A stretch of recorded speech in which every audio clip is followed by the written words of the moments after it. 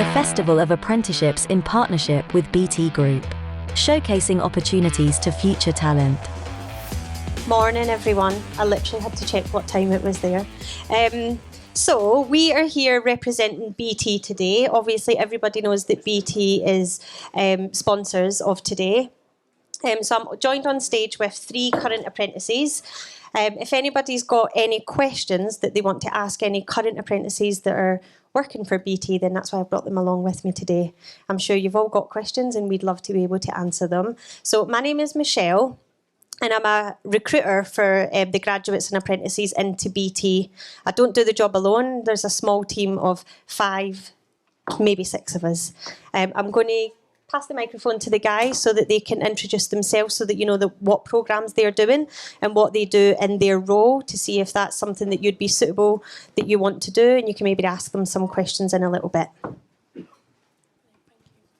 Hi everyone, I'm Lucy. I'm on the Chartered Management Apprenticeship Scheme at BT. It's a 4-year course and I'm 3 years in. We get to rotate around the business, so I've been in our mobile team, our sales team, and I've been in contract management. But that's just a little bit of a summary of what I've been up to. Thank you, Lucy. Hi, I'm James. I'm a first-year degree apprentice at BT, working in digital networks. And a lot of what I do is we look after some of our clients and make sure their infrastructure, particularly in their data centres, is up to date and secure. Cheers. Hi, I'm Hannah. I'm also a Chartered Management degree apprentice, as Lucy explained. I'm in my 2nd year. And I spent my 1st year in a sales team making BT £1 million and not seen anything of it. And then in my current year, I'm managing a couple of projects for BT. I also have a big passion for allyship and diversity, equity and inclusion. And I run BT Business's Early Careers D&I team. Thank you. Thank you so much, guys. So as a recruiter, along with the apprentices, hopefully between all of us, we can answer any questions that you may have. So I'm personally really passionate about apprentices, not because I'd done an apprenticeship and it went well for me, but because I went to university, I'd done a degree and that didn't go well for me. And that happens to many people out there. So I went to university, got the degree, and I didn't have any industry experience. So I really struggled to get my foot in the door with a company. So here I'm at BT and I'm really passionate about making sure that people don't make that same mistake that I did. Obviously, a degree might be something that you want to do at university and it might work out for you. And if it does, that's really good. I feel like there are some jobs out there that you do have to go to university and you do have to get that particular degree. But if you do an apprenticeship, then you've got your foot in the door with a company. You're putting what you're learning at university to practice alongside the job that you're doing. So that's why I'm personally really passionate about apprenticeships. I think it's a really good way to go down. When I was younger, the only people that went to do apprenticeships were people that were doing plumbing, maybe hairdressing and beauty, but the market has totally changed and there's so many roles out there now for apprenticeships. You can do law. We're a digital and tech company, so we do cybersecurity, software engineering. We also have roles that aren't very digital and tech, so we do chartered management. We sometimes do marketing and finance. So there's literally so many roles. There's something there, hopefully, that everyone would be able to be interested in. So, BT Group, a lot of people do come to us and say, what does it mean, BT Group? So BT Group is made up of 4 companies. So we've got BT, which is a digital and tech company. We've got EE. Does everybody know EE? Hands up if you know EE. Yeah. Hands up if you knew that EE was part of BT Group. Yeah. So that's something that everybody's learnt today. And then we've got Openreach, which provides the networks to the broadband providers that provide the networks to you. So we work with Sky, TalkTalk, that's just a few. And then we've got, what one have I missed, BT? PlusNet. PlusNet is a broadband network. So the programmes that are available, up here we do have the graduate programmes, but we're here to talk about apprenticeship programmes today. If you've got any questions about the graduate programmes, please do just ask. But the apprenticeship programmes, we offer them at all different levels. So you could be studying to do an NVQ or you could be studying at university to get your degree. I believe the 3 apprentices that we've got with us today are studying to do a degree alongside being in the world of work. So locations, you can see we're all over the country. We're actually in about 180 countries, but this is the offices that we've got in the UK. So you can see we're all over the place, all the way to Ireland and Scotland. I'm from Scotland, but I actually work in the Birmingham office. The 3 apprentices work in the Manchester office. The Manchester office that we've got at the moment is actually going to change. So we're going into a lovely, nice, shiny new building next year. So if you start with us, you'll be in a beautiful new building. So, does anyone have any initial questions? I could stand here and talk to you all day, but you probably do have questions that you want to be answered. So I would love for you to ask us, and then we can answer any questions. If you don't have any questions initially, I can get you just as long because I've got some questions myself that I'm going to put to the apprentices. But if you just raise your hand, I'll come to you and you can ask us anything. So obviously we're outside and I can see there's some people in the audience that we've already spoke to, so I've answered some questions, but if anybody's got anything, please do just raise your hand. It saves you coming over to speak to us at the table there and forming an orderly queue. No? Yeah. We've only got one microphone. So. I'll speak loudly. How do the apprentices find out about the opportunities at BT? How do they actually find out about them? Where do they go to find out? Well, Kasim was speaking to us this morning, and I was really surprised to hear that when he goes out to schools, only about 10% of people in school actually know about apprenticeships. So it's just through doing things like this and word of mouth. Our programmes are going to be posted on our BT homepage, our BT the careers page. So if you go to that, you can sign up for notifications so that as we post the roles, because it's not just one day that we post them all, they'll be coming in a trickle effect, sort of November, December, January. So if you sign up for the notifications, as we post them, you'll get notified. Do you guys want to say how you found out about the apprenticeship programmes? Anybody in particular? Yeah, I'll go. So not just BT, but like apprenticeships in general, I used the findandapprenticeship.gov.uk website, and that was really good to have a list of just apprenticeships that were available.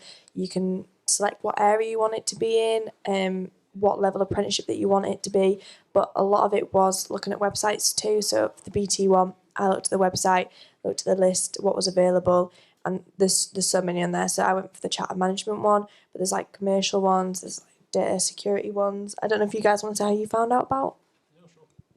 So I found out apprenticeships originally through the IT support guy in my high school because he was an apprentice at the time, and he was sort of getting me to do extra things. I was getting quite bored in high school. I wanted to do things that were more practical and more useful, and so he just sort of ended up like talking me out his career path. And it wasn't until I had that conversation with him that I found out about apprenticeships, and I was like, oh wow, this is a really good opportunity, which is why I like talking to people like you today and like spreading the word about apprenticeships. But when it comes about finding BT's one, it was originally I was looking at like network security for like university and other things. I accidentally ended up on LinkedIn one day, and I was like looking at network security and other posts like that, and BT's job actually came up on there as an apprenticeship. So I was like, oh, I'll take a look at this. I read the job description, I really liked what it involved, and I just went and applied through that way. Thanks. So I went to high school in a really poor postcode as classified by the government.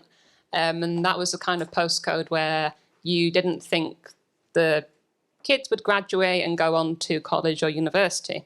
And so they were very keen on getting apprenticeship providers in on the basis that if these kids are not going to succeed, well, they can do an apprenticeship, which is a really stupid way of going about it, right? But they had the best interests of their students at heart. Now, I was actually on track to going to university. You know, I was one of those intellectual academic kids who love school, love going and learning. But once I found out about apprenticeships, despite not being probably the kind of person they wanted to find out about apprenticeships, I was completely enamored and I realised, oh my God, this is how I want to learn. And so I was about 13 years old, went on the government UK apprenticeship website, saw the chartered management degree apprenticeship, and I thought, okay, that's the apprenticeship I want to do. Now I've got to find a company I want to do it with. And I just started typing in random names of big companies because I wanted to work for a company that would let me travel and hopefully give me good benefits. I think that's been amazing. Thank you so much, guys. So anything that they've said that you're not signed up to, or websites that you haven't visited, if you've not got a LinkedIn profile, get that. Feel free to add any of us on LinkedIn if you want to message us afterwards. Any other questions? I'm loving the questions. Yeah. What's the application process like? The application process. So you guys have actually done that, haven't you? And you've been successful. So the application process, you'll have an online test, which is a little bit psychometrics. You can do examples online of these tests so that you can be a little bit more prepared before you actually do it. But a lot of it's behavioural, and it will put you in situations and ask you what you would do in certain situations, and it's to learn about you as a person and how you deal with things. So it's less to do with mathematical equations and more to do with you as a person, to see if you've got the values that BT stand for. And on that note, the values, just as a little side note, it's brilliant, personal and simple. So you can make a wee note of that just in case you do apply. So after the online test, you then do an online interview. Everything is online. That's the way the world went after COVID. But you do an online interview, you get about 3 to 5 questions, and then you record yourself giving the answer. So there's some companies out there that when you're recording the answer, it will just take the answer and send it off, and you might not be happy with that answer. At BT, you get about 2 to 3 chances to re-record yourself. So I always say, if you're relatively happy with the answer, submit it, because you don't know what you might do if you try and do it again. And then after that, you'll be invited to an assessment centre, which is quite a fun day, but unfortunately it is still virtual. With it being virtual, that just means that we don't need to worry about trains being cancelled and unforeseen circumstances. So it's quite nice that you get to do it from the comfort of your own home. Sitting in your living room, bedroom, whatever, open up your laptop. You can come dressed however you see fit. I haven't seen anyone in pyjamas or fancy dress, but we don't expect you to come in shirt and tie and suited and booted. You can just be as you are, how you're all sitting today, basically. And at the assessment centre, you'll have an analysis exercise where you do a little presentation, which doesn't need to be on any slideshows or anything. And you'll have a one-to-one interview, and then you'll take part in a group exercise, where again, that's to look to see what you're like collaborating in a group and how you deal working with a team. Good question.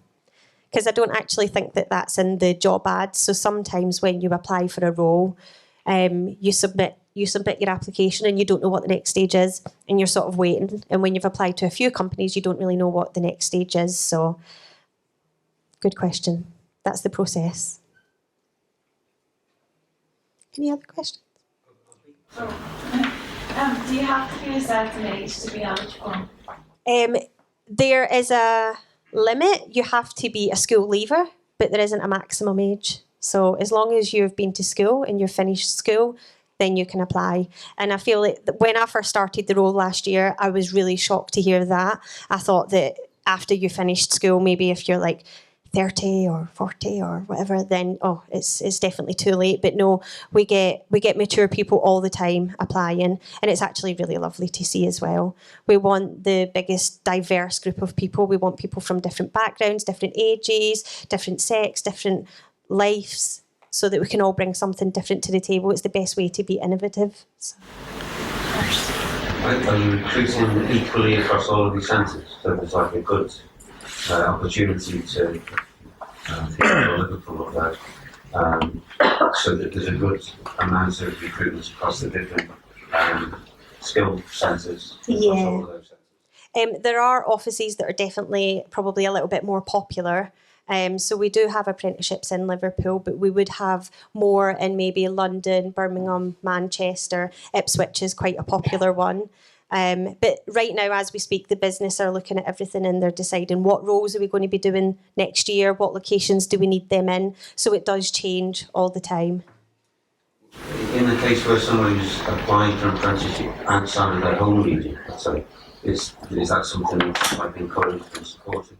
You would have to relocate because you have to be within a certain vicinity of the learning provider. So you can certainly apply, but you would be expected to relocate so that you're near the university or the place of study when you start the programme. And you'd want that for yourself as well. You wouldn't want to be doing all the travelling. I was actually based in York. Sorry, thank you. I was based in York, and I used to travel in, and then I thought, you know what, I'm just going to move. Because, I mean, the first year it was COVID, wasn't it? So everyone was working from home. So it was okay. But then when we started going into the office again, I thought I'd move. I mean, when you go to university, you move, don't you? I mean, so it's kind of similar in that way. And it is a good experience. I think, you know, you're leaving your home or, well, I mean, it depends what age you are. I guess if you're older, maybe you've already left home and stuff like that. But it's just like a new challenge, a new exciting thing to see, I think. I mean, if you did want to make a commute, then that's on you, isn't it? So, but yeah. But the jobs are tending to be in our strategic locations, which are Manchester, Birmingham, London, Glasgow. So but there is obviously like other offices around as well. There's a lot of roles in Belfast if anybody wants to travel and take a trip to Ireland. Yeah, we've got lots of roles in Belfast as well. I think there's a gentleman up the back that looked like he wanted to ask a question. Can you shout or do you want the mic? I'll speak loud. Where can we apply? Where can we apply? Where can you apply? So on the BT Careers page, so I've got plenty of flyers at the table, so I'll try and make sure I can give everyone a flyer. So that's got a QR code that will take you to the page where you can apply. But if you go there just now, there aren't any roles available. So we've filled all the roles for the intake this year. So later on in the year, November, December, maybe January, that's when we're going to have the roles that you can apply for to start next year.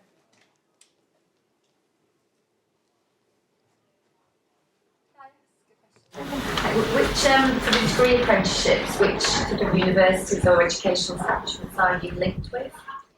So actually, I don't know all the universities, but it depends what role that you're doing. But it will be relatively nearby.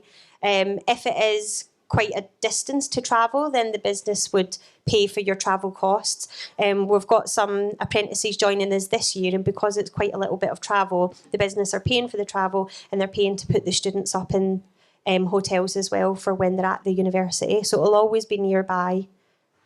Do you guys want to explain what universities because you're here in Manchester, so what university is that you're actually studying with? Yeah, sure. So my university is Staffordshire University, so that's based in Stoke-on-Trent. I think you guys do QA, don't you? So it can be online.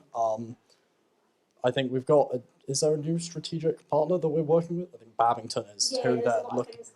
A lot of things sort of shifting towards training. Yeah, so realistically, just the training providers that we often use are reasonably close to the office location. In some cases it's not, but the business looks after the apprentices. So I personally have to travel to Stoke-on-Trent for block release once every 12 weeks for a week, and the business pays for that and looks after the apprentices as they travel and as they need to.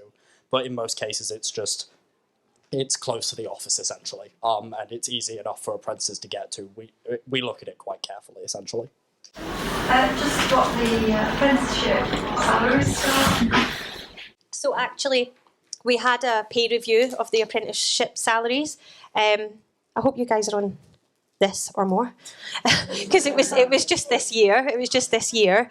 So it depends on the programme, but I do believe it starts about 19, 20, 21, and £21,000 is the starting salary for the digital and tech roles. Did you guys know this? Oh, well, there you go. The apprentices that are going to be starting this year, they're on 19, 20, 21. And then that could be reviewed again because we have pay reviews, salary increases. Everyone in the business below a certain wage who needed it got an extra £1,500 just because of the cost of living crisis. So yeah, 19, 20, 21 at the moment, but it could be more by this time next year. And you do get salary reviews when you're on the programme as well. So if you start on 21, it doesn't mean you're going to be on that for the next 3 or 4 years. You will get salary reviews, so you could be on more each year. And that's depending on the person. Yeah. I'll add a bit more to that. Yeah.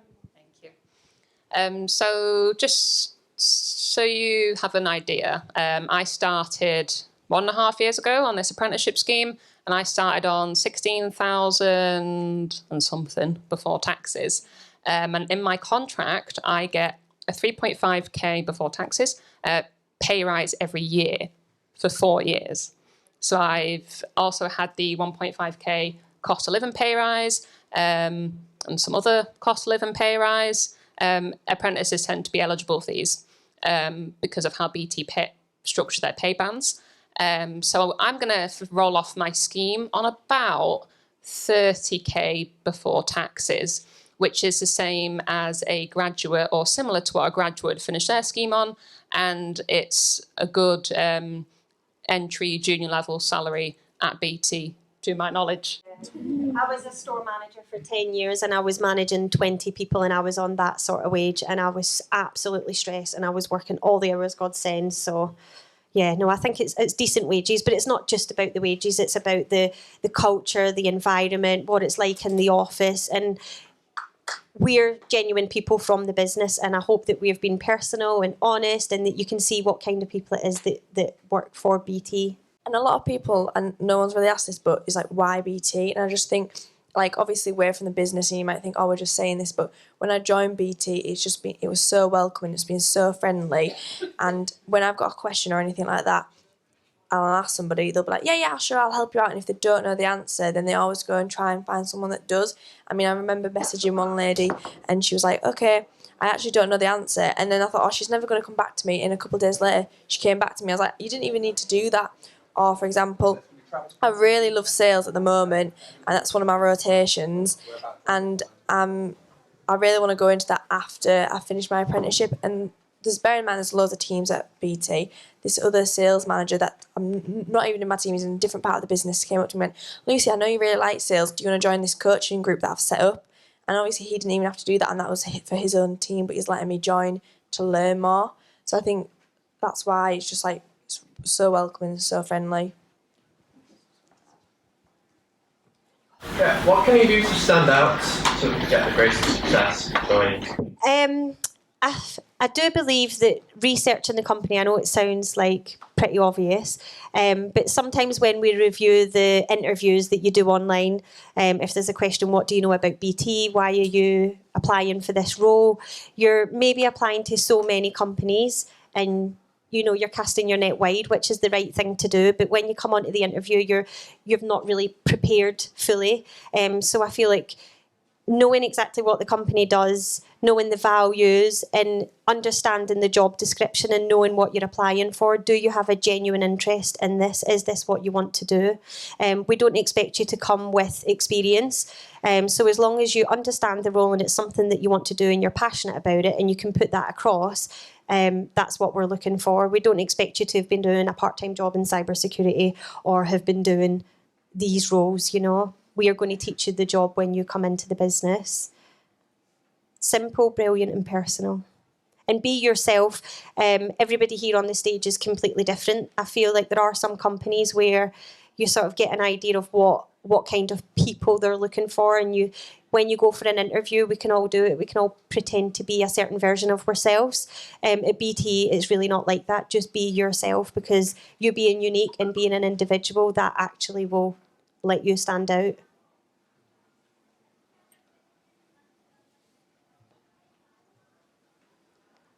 If we've got no more questions, I think we can let everyone go. We're going to be at a stand over there. Like I said, we've got the flyers, so it'd be great to give you the flyers so that you can go to that homepage and sign up to the notifications.